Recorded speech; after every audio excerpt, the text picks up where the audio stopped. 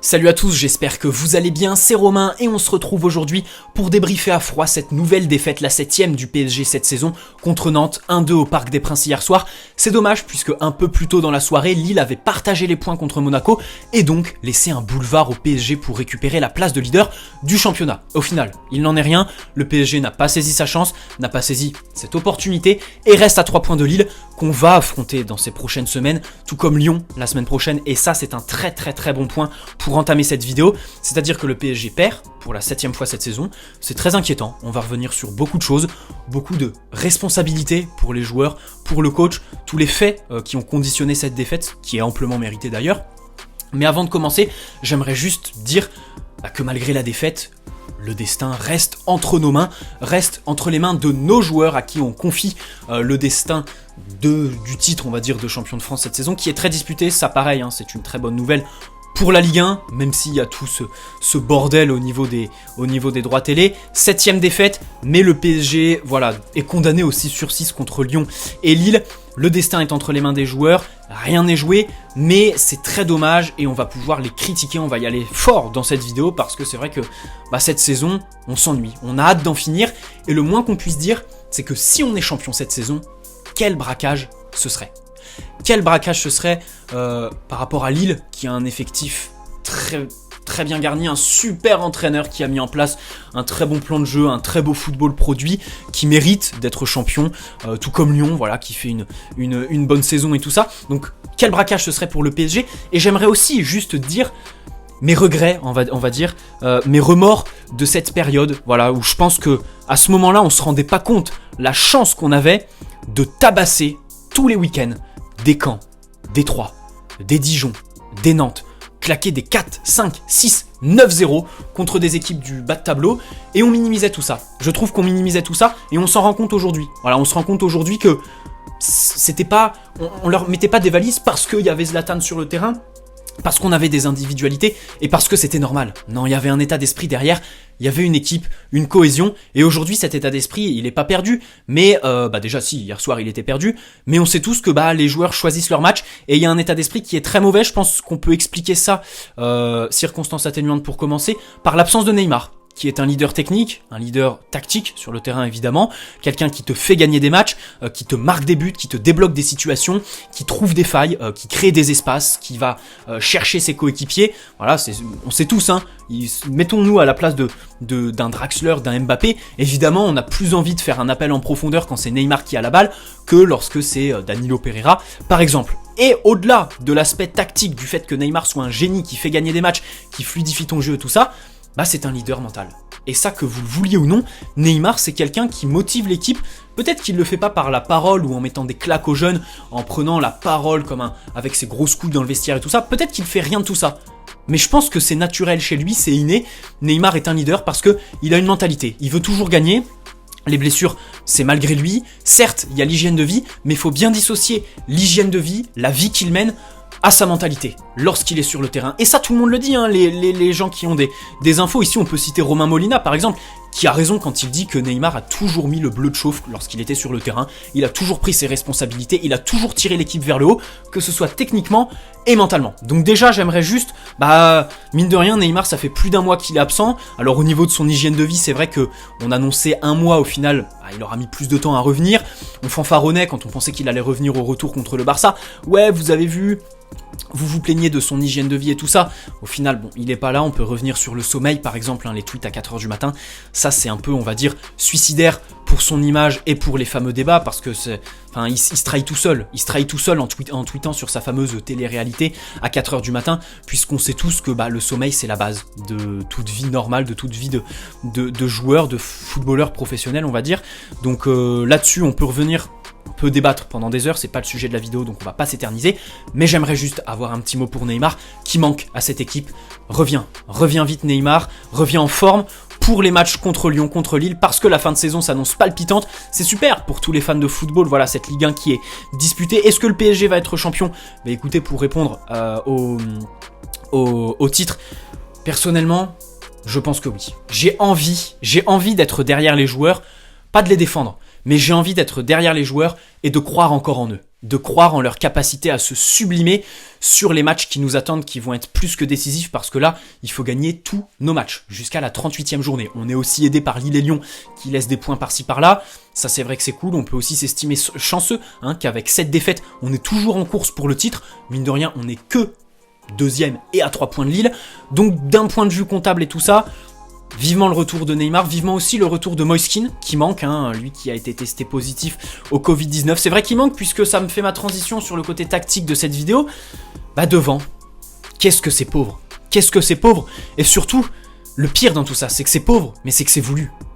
C'est voulu. Ce manque de mouvement, lorsqu'un joueur a le ballon, ça ne bouge pas, que ce soit sur la largeur, que ce soit par des décrochages, que ce soit par des prises de profondeur.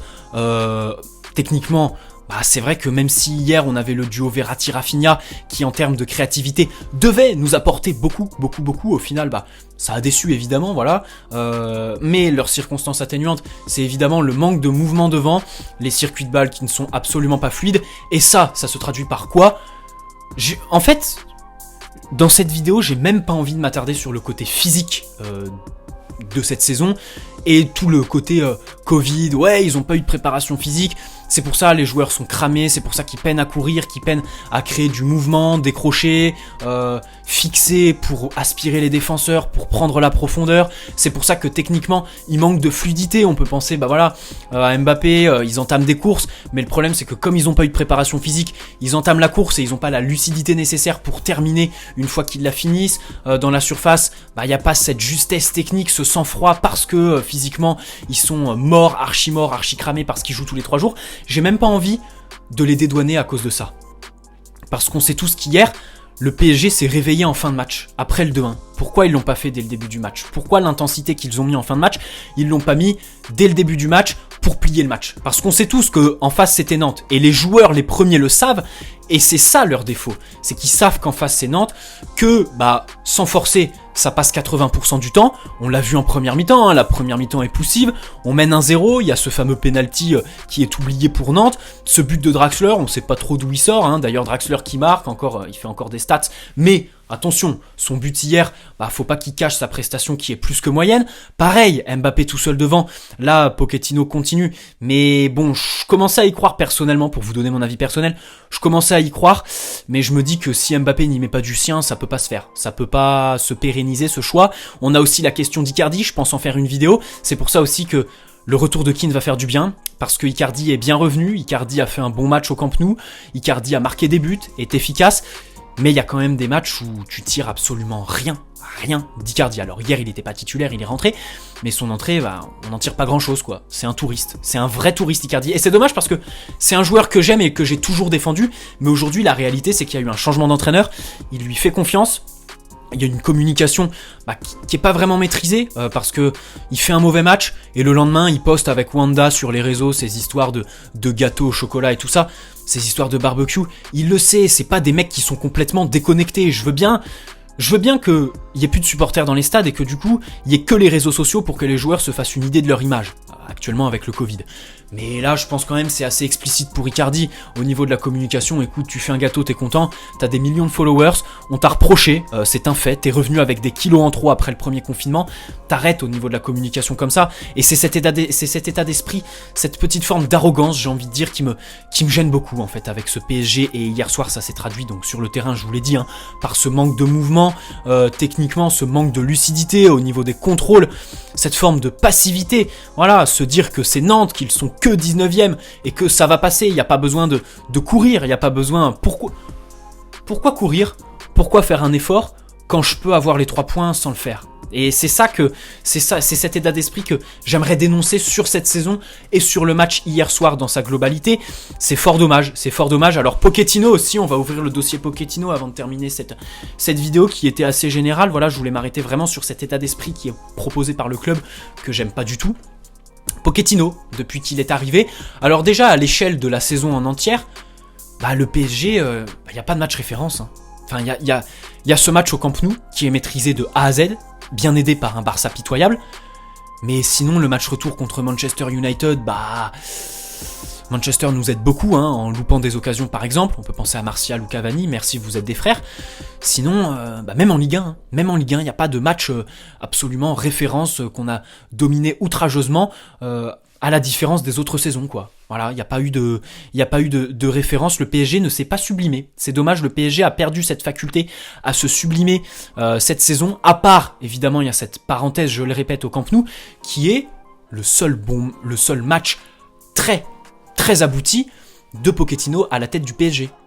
Depuis qu'il est arrivé en 2021, la quasi-totalité des matchs de Pochettino, on trouve quelque chose à redire, et c'est ça que je trouve dommage. Il y a des matchs dans lesquels tu tires absolument rien, alors il prend la responsabilité, voilà, ça, pas de problème là-dessus. Quand il est en conférence de presse, c'est vrai qu'à la différence de Tourelle, il dit pas « les joueurs, ils sont morts et tout ça », non.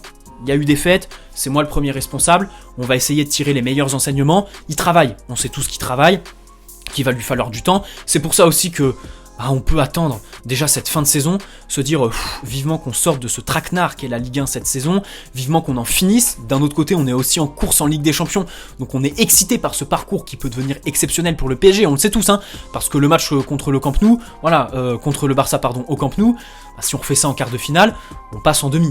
Voilà, on le sait tous, il y a aussi une histoire de tirage et tout ça, donc d'un côté, on a envie d'en finir avec cette saison et puis repartir sur de bonnes bases avec une préparation faite par Pochettino, un mercato géré en collaboration saine, voilà, entre Leonardo et Pochettino, le directeur sportif et l'entraîneur. Le mercato, tout ça, la saison prochaine, voilà, on l'attend et j'aimerais terminer là-dessus sur cette dimension un peu moins sportive, un peu plus, on va dire en termes de management.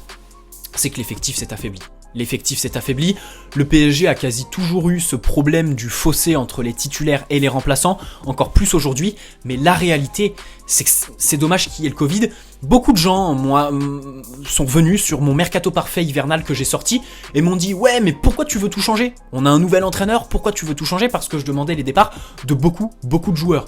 Je suis désolé, ma position elle est encore plus renforcée, n'en déplaise à certaines personnes, voilà, parce qu'il y a beaucoup de gens qui sont venus me voir en DM et qui ont laissé des commentaires, qui m'ont dit « Romain, pourquoi tu veux tout changer au PSG ? On a fait finale de Ligue des Champions l'année dernière, l'effectif est capable de très grandes choses, voilà, on a de super individualités et tout ça, des joueurs qui sont bons et tout ça. » Mais moi je suis désolé, des Kehrer, des Kurzawa, des Danilo, même si Danilo on va sûrement poser 16 millions sur lui, des Idrissa Gueye, Dagba, ça n'a pas le niveau.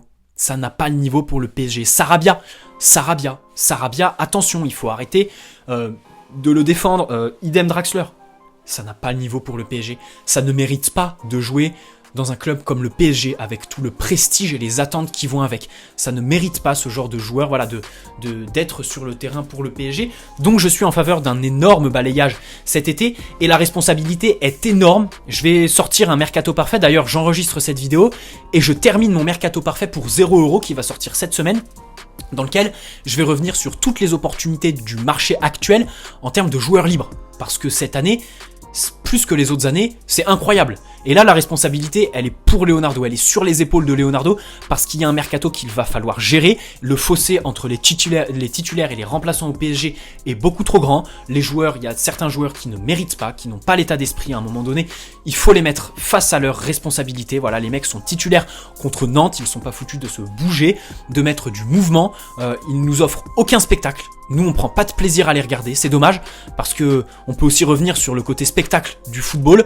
Le PSG, c'est toujours, l'ADN du PSG, c'est toujours offrir du beau jeu aux supporters et tout ça. C'est pour ça qu'on peut se réjouir du départ de Thomas Meunier, puisque il offrait pas de spectacle, il était nul techniquement, il savait pas défendre. Pour ça qu'on se réjouit de l'arrivée de Rafinha, qui a le bagage technique pour se connecter avec ses partenaires. Voilà, j'insiste bien sur le côté technique. Le PSG, c'est un joueur Pastore, c'est l'exemple parfait. Le Pastore, voilà, joueur qui a été beaucoup trop blessé, mais qui malgré tout est aimé des supporters parce qu'il collait parfaitement avec l'ADN PSG, la technique, offrir du beau jeu. Il faut que ça brille, et c'est un fait, c'est même pas une critique en fait. Moi j'aime beaucoup tout ce qui est bling bling, et même en termes de foot. Voilà, j'aime beaucoup quand on m'offre du spectacle, et aujourd'hui les joueurs ne le font pas. Il y a peut-être cette excuse du Covid, mais dans cette vidéo, j'ai pas envie de la prendre, même si je pense qu'il faut bien évidemment la faire rentrer dans l'équation. Mais comme je vous l'ai dit, pourquoi les joueurs se sont mis à courir et ont mis de l'intensité, de la pression sur Nantes une fois qu'ils étaient menés 2-1 ? Voilà, ça traduit un état d'esprit qui est pas le bon, des idées qui ne sont pas forcément transmises par Pochettino. Là-dessus, évidemment, on va lui laisser du temps, on va lui laisser jusqu'à la saison prochaine. Mais dans tous les cas, il y a un fait, c'est que le seul match de la saison et de Pochettino abouti de A à Z, c'est ce 8e de finale aller contre le Barça au Camp Nou. Sinon, tous les autres matchs, il n'y a pas grand-chose à en tirer. Éventuellement, ce match à Old Trafford, mais il y a un facteur réussite qui est assez énorme. Et sans cette victoire, on se qualifie pas en 8e de finale. Sans Neymar d'ailleurs aussi. Allez, on va boucler la boucle dans cette vidéo. Avec Neymar, reviens vite. Et puis, je vous souhaite à tous une très bonne soirée. Voilà, j'ai allumé la caméra, c'était de la totale impro. J'espère que cette petite vidéo format podcast, on dit que c'est du podcast, un quart d'heure les gars, je vous le dis, c'est du format podcast. J'espère que vous écoutez ça en faisant autre chose, je sais pas, j'imagine. Des fois, je m'imagine dans mon lit, je vous imagine en train de me regarder, peut-être en train de faire autre chose, vos devoirs pour ceux qui sont en études ou à l'école ou au collège et tout ça, tout le bordel, enfin vous connaissez. Peut-être en faisant de la cuisine pour ceux qui sont un peu plus grands, au travail, dans leur voiture, même peut-être aussi. Petit format podcast qui, je l'espère, vous aura plu. N'hésitez pas à poser un like si c'est le cas. Allez me suivre sur mon Instagram qui est en description. Et puis, je vous souhaite à tous une très bonne soirée. Rendez-vous mercredi, 17h45 pour le match contre Lille. Semaine décisive pour le PSG qui est aussi en lice, en Coupe de France. Il faut pas perdre attention mercredi.